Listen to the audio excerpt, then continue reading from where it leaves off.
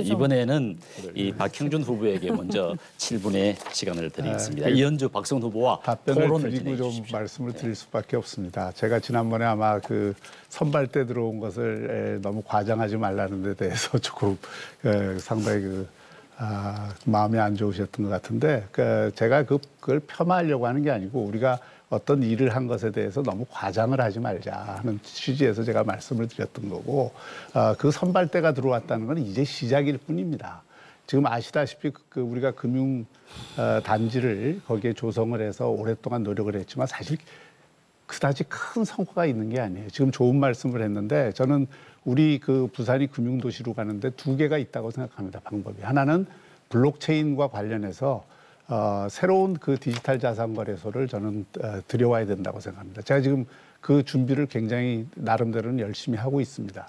또 하나는 지금 영도의 금융 프리존 그런 것도 좋은 일이지만 사실 부산이 앞으로 가야 될 금융의 방향은 선박금융과 관련해서 새로운 금융을 개척해야 되는 과제가 있습니다. 그래서 그런 부분에 대해서 우리가 새롭게 하면서 지금 말씀하신 그런 영도를 금융 프리존으로 만드는 작업들이 연결이 될 수 있으면 좋겠는데 제가 보기에는 지금 문영금융단지도 제대로 지금 금융단지로서의 기능을 못하는 게 현실이기 때문에 이거라도 좀 제대로 살리자. 그러면 거기에는 블록체인 기술을 활용한 새로운 디지털 자산 거래소 그것도 이 메인넷 기반의 디지털 자산 거래소를 공공성을 결합을 해서 하는 것이 굉장히 필요하다. 이런 말씀을 좀 드리고 싶고요. 이현주 의원께서 그와 관련해서 말씀할 게 있으면 말씀해 주십시오. 네.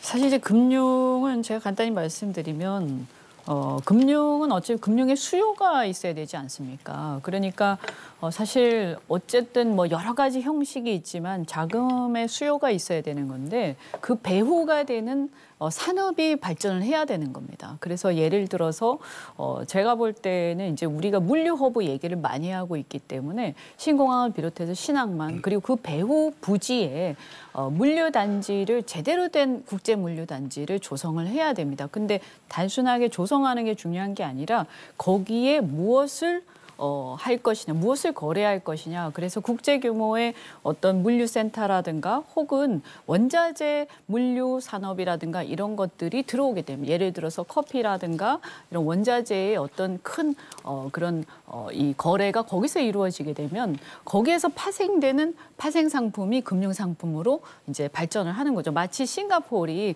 원유 거래를 하기 때문에 그와 관련된 파생 상품들이 많이 이루어지는 것처럼요. 그리고 사실은 대한민국에서 가장 문제는 뭐냐면 부산도 마찬가지지만 이 규제가 너무 심해서 오프쇼어 뱅킹 시스템이 안 되는 상태에서는 사실 정말 한계가 있습니다. 아마 그거는 박성훈 후보도 그렇게 생각할 거라고 제가 좀 생각합니다. 이제 주도권이니까 박성훈 후보가 이게 블록체인에 관해서 좋은 말씀을 하셨는데 지금 블록체인이 어떤 단계 그러니까 비트코인부터 이더리움 단계를 거쳐갖고 지금 어느 단계의 핀테크나 블록체인형 디지털 자산 거래소를 우리 부산에 가져오는 게 좋다고 생각하세요?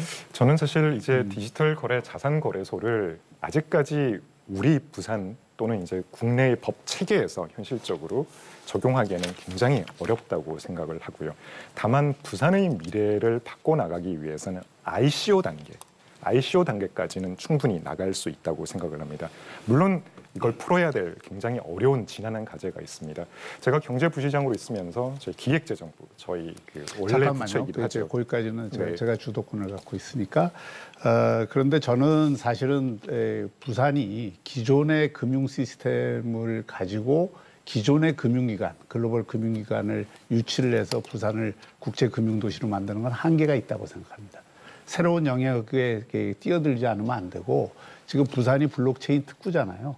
그리고 제가 오늘도 블록체인 위원장이랑 통화를 했는데 이 블록체인에 관해서는 우리가 그런 규제를 특별히 좀 해소할 위치에 있고 그것을 위해서 노력을 해야 된다는 말씀드리고 ICO도 할 수 있으면 제일 좋죠.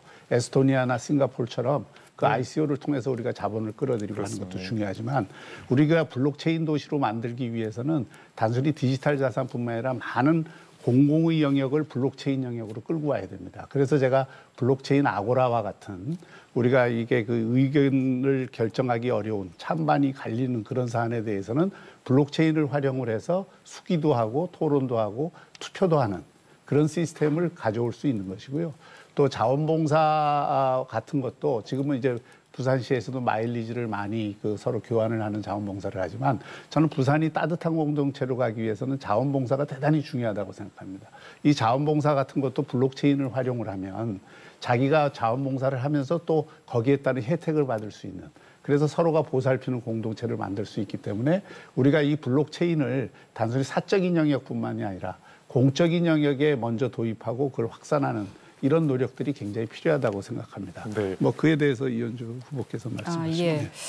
사실 뭐 산학협력 말씀을 많이 하셨는데 지금 보면 뭐 핀테크다, 블록체인이다. 지금 부산에서 저는 이 분야를 갖다가 그래도 신산업 부분으로 육성할 수 있다고 생각을 합니다. 그런데 이렇게 한다고 했을 때 문제는 전문가가 별로 많지가 않습니다. 부산에는. 그래서 저는 이 인재들을 어떻게 부산에서 키워나갈 것인가가 굉장히 중요하고요. 이 분야는 사실 새로운 분야다 보니까 기존의 또 대학에서 별로 이렇게 소화를 못한달까? 뭐 하여튼 기존 대학에서는 사실 배우기가 어려운 분야입니다. 그래서 저는 이런 분야, 그러니까 핀테크라든가 블록체인 그리고 신산업 분야의 새로운 금융산업 분야의 어떤 이 얘기들을 같이 함께 나누고 또 토론을 하고 네트워킹을 하고 또 거기서 또 배울 수 있는 것들 학습할 수 있는 뭐 교육센터랄까요? 뭐 이런 것들이 네. 반드시 필요하다. 그리고 거기에 꼭 부산 사람이 아니더라도 저는 유능한 분들을 많이 모시고 와서 부산을 메카로 키울 필요가 있다. 제가 이 이제 말씀을. 그 산학협력과 관련해서 지금 아주 좋은 말씀하셨는데 제가 하려고 하는 프로그램 중에 하나가 부산을 오픈 캠퍼스로 이 운영해야 될 영역이 있습니다. 특히 이게 문과든 이과든 지금 컴퓨터 언어를 배우는 일은 누구나 할 수 있어요. 그래서 그것은 전 대학이 부산에서 대학을 다니면 기본적인 컴퓨터 코딩이나 언어를 배울 수 있다 하는 프로그램을 만들겠습니다. 네, 박형준 후보의 주도권 토론이었고요. 정해진 순서에 따라서 다시